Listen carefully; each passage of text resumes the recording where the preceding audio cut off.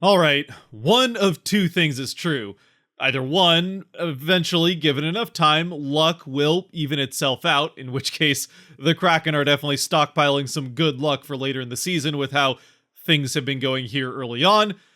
Or two, this season is cursed. What's cracking, everybody, and welcome back to Kraken R&R, where the Seattle Kraken, for the second game in a row, blow a 2-0 lead and end up losing 3-2. This time in regulation, not even getting a point out of it. Now, yes, it is just 2 games, so it's not like this is the Canucks from early on last season, the disaster that was, where a multi-goal lead for them was as good as a loss. And sure, it is another good team on the road in the East Coast, so there's some time difference there.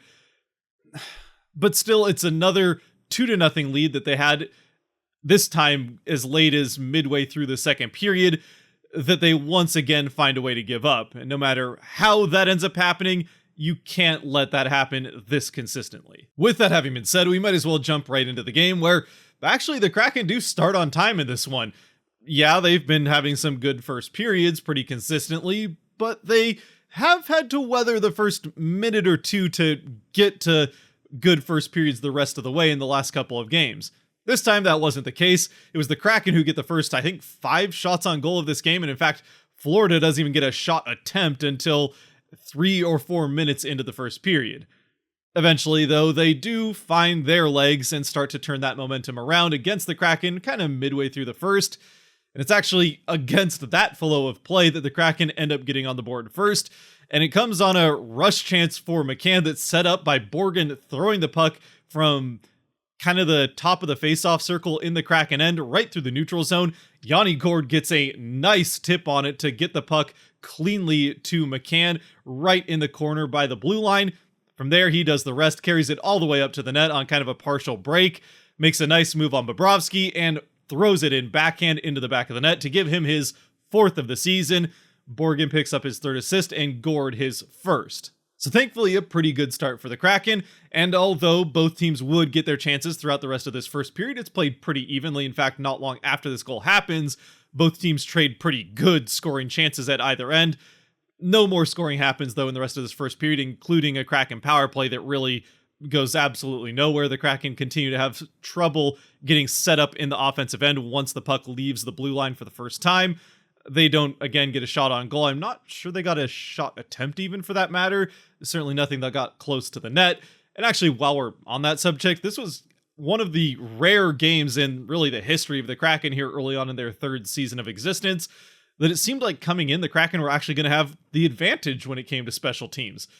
Mostly because the Panthers had been mightily struggling on both sides with a just over 12% on the power play coming into the game and a league worst 65% on the kill. Now, even with 65%, that does mean that more often than not, they're going to kill it off, and they do kill off this Kraken power play. But still, with the Kraken having a 20% now on the power plays, that's rebounded from the horrendous start to the season, and still being one of the better teams on the penalty kill coming in. So even if it is based off of small sample sizes, and maybe some optimism, it did feel like this was a place the Kraken could actually find an advantage in this game. As it turns out, there were only 2 power plays in this game, 1 for each team, and the Kraken don't take advantage of their 1 chance. As we get then into the second period with the Kraken still leading 1-0, it's once again Seattle who comes out of the locker room, building momentum out of the gate, looking like the better team early on.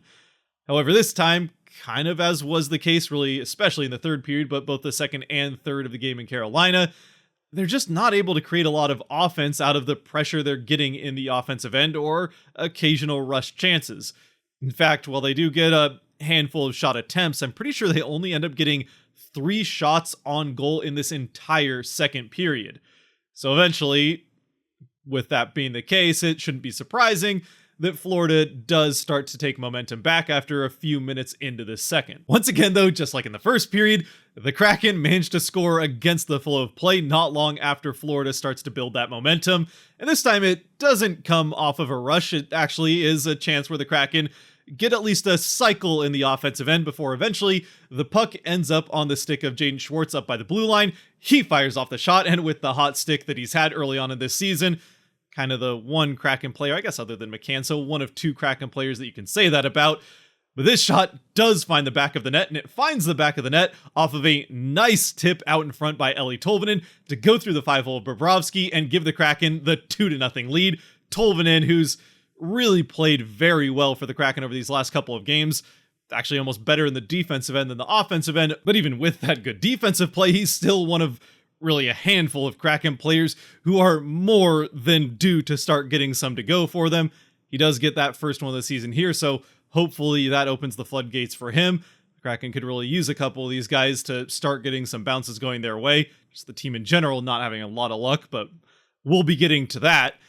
Either way, this does give the Kraken now a 2-0 lead midway through the second. Meanwhile, at the other end of the ice, once again, Joey Daccord, who's in net for the Kraken for the third straight game. And no, I don't think that was a comment or is meant to be any sort of signal to Grubauer that he's not playing well enough or anything like that. It's just that, well, for one, I don't think that they were really planning on having Daccord play this game as they got into this road trip. Again, they're kind of looking for more of a tandem out of the two of them, but it's pretty much impossible to take the net away from a guy who just set a franchise record for saves in a game. So Daccord got this start. I would be a little bit surprised if Grubauer doesn't start in Tampa Bay. We'll just have to wait and see about that on Monday. Either way, once again, Daccord was fantastic at the other end of the ice, stopping the first 20 Florida shots to the midway point of this second period. At which point, for those of you who joined the stream, you'll know this all too well. And again, if you did join the stream, thank you for doing that. But this is when I felt, during a commercial break, that now would be a good time to pick up Daccord for my fantasy team, which desperately could use the help in net. And yeah, I take full responsibility for what happened next. And that's because, whether I spoke it into existence or just tempted fate by picking Daccord off of waivers, I did say, actually, at the time when I picked him up, I was like, oh, I hope that this doesn't curse him. You know what? If the next shot on goal goes in, it's on me. And sure enough, just a couple seconds later, the Panthers get their first power play of the game, and the first shot on that power play, I think it might have gone off of Wennberg. It looked like it hit something out in front of Daccord. Either way, it gets past him into the back of the net, and it's 2-1. So, yeah. Said I would take credit for it, so I will. And of course, once again, going back to what I was talking about with the special teams, that does mean that although I thought coming into the game, again, based on the numbers so far this season, that the Kraken could have the advantage on special teams, they didn't score on their power play, and then Florida did score on their one chance. So, yeah, special teams went perfectly for the Panthers and perfectly wrong for the Kraken. So, well, maybe, even if jokingly, I was kind of thinking there was a chance that the next shot, even though Daccord stopped the first 20, the first shot that would go against him after I picked him up for my fantasy team, which is just going terribly, not that anybody really cares, but either way, the first shot on him would probably go in. It does, even though it's on the power play, it still counts. What I didn't expect was the first two shots to go in. And sure enough, 11 seconds after the Panthers score on the power play, they get a face-off in the Kraken end, which they win. So, yeah, face-off at center ice. I can't remember if they won that face-off and got it into the offensive end, or if the Kraken won it and iced it, which did happen a couple of times. Either way, just seconds after the goal, there's a face-off in the Kraken end, which the Panthers win that one. Right back to Kulikov. He fires off a shot through a pile of bodies between he and Daccord. And one of those bodies is Matthew Tkachuk, who does get the blade of his stick on it. And that sends it bouncing, careening past Daccord, who doesn't see the tip clean. And that ties the game up within 11 seconds. And for as frustrating as it was to watch the Kraken cough up that 2-0 lead in, again, 11 seconds, they also managed to cough up the 2-0 lead within a minute and a half of scoring that second goal. So it's not like we even got a few minutes to enjoy being up 2-0 this time. Nope. Taken away just like that. A little better. Anyway, we do get to the end of the second period with the score still tied at 2, but it was not a good second period for the Kraken. Although the expected goals won't really point to the Panthers having that much of an advantage in this period, they did outshoot the Kraken 14-3. So even if the quality of shots weren't that much better for the Panthers, the quantity was enough that that's going to be a problem in its own right, and sure enough, the Panthers scored twice while the Kraken only scored once. And to be fair, scoring once off of 3 shots is certainly more than you would expect. So then we go to the third, again still tied at 2, And it was the third period for the vast majority of it that really looked like both teams were playing this game more not to lose it in the third than to win it. Which I suppose since they're in separate conferences, there's no reason to really try extra hard to prevent the other team from getting that point. Might as well each get your guaranteed point and then fight over the last one.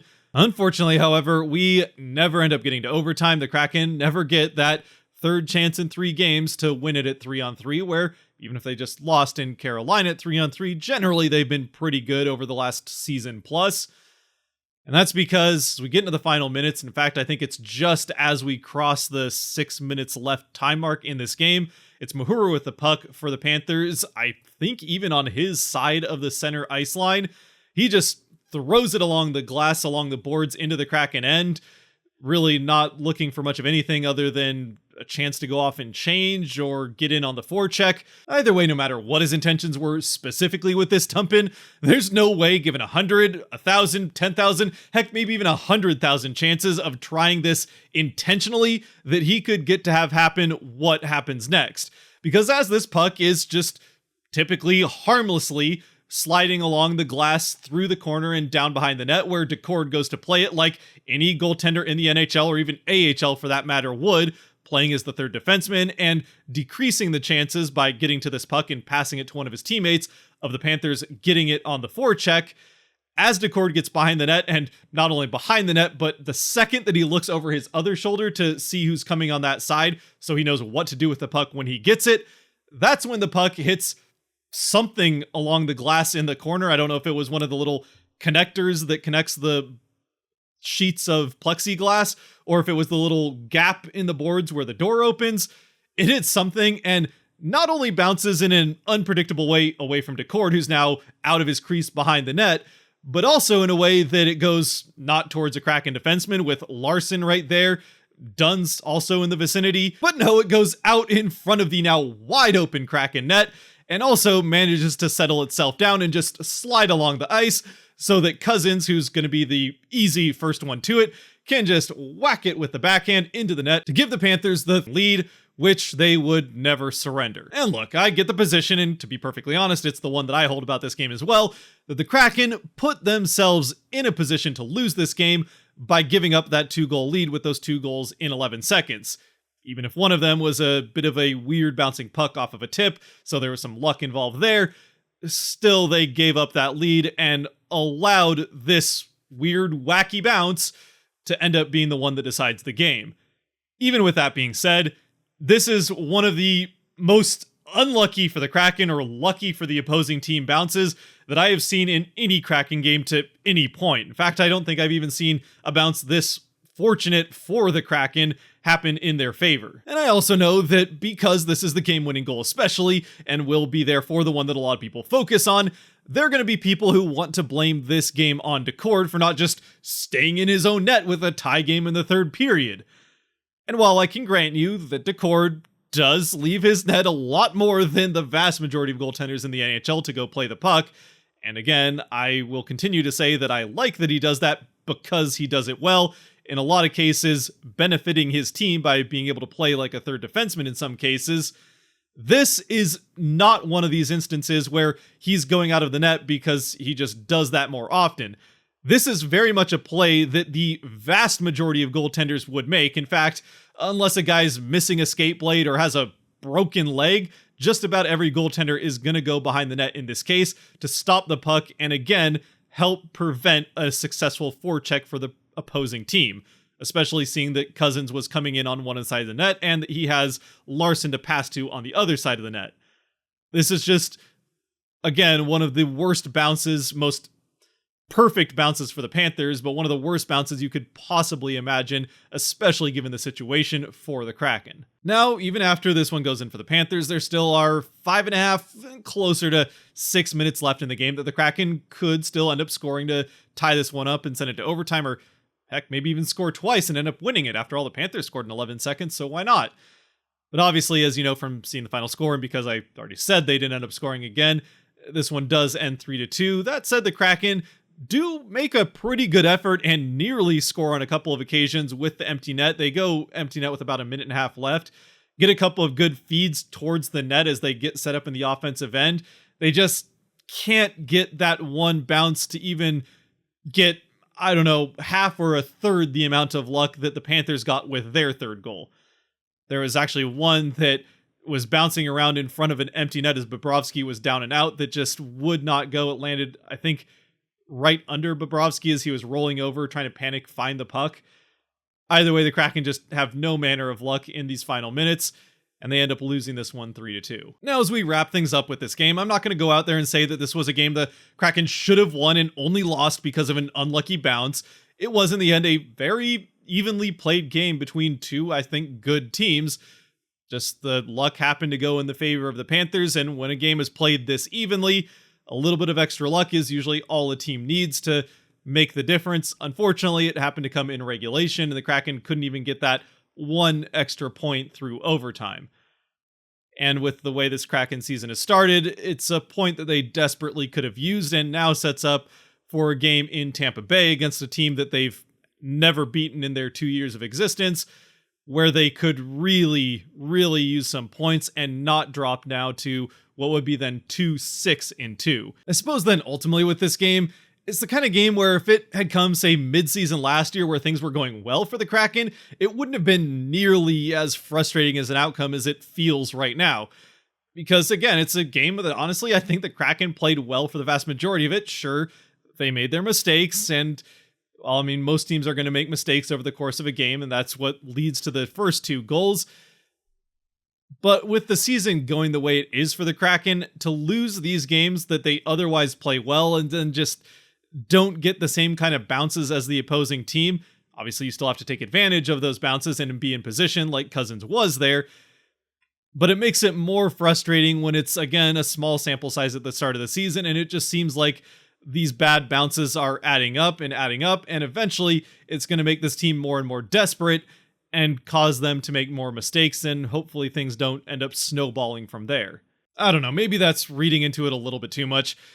Either way, it's certainly frustrating from a fan perspective to see a team play well and just not get rewarded for it. Now, at the beginning of the season, they were not playing in a way that I think they deserve to get rewarded for it, but I do think they've played their last 5 games now better than a 2-2-1 record would suggest over the last 5. But I suppose that's just how things are going to go sometimes when you play a game with a frozen disc of rubber on a sheet of ice while you're wearing knife shoes and whacking it around with sticks.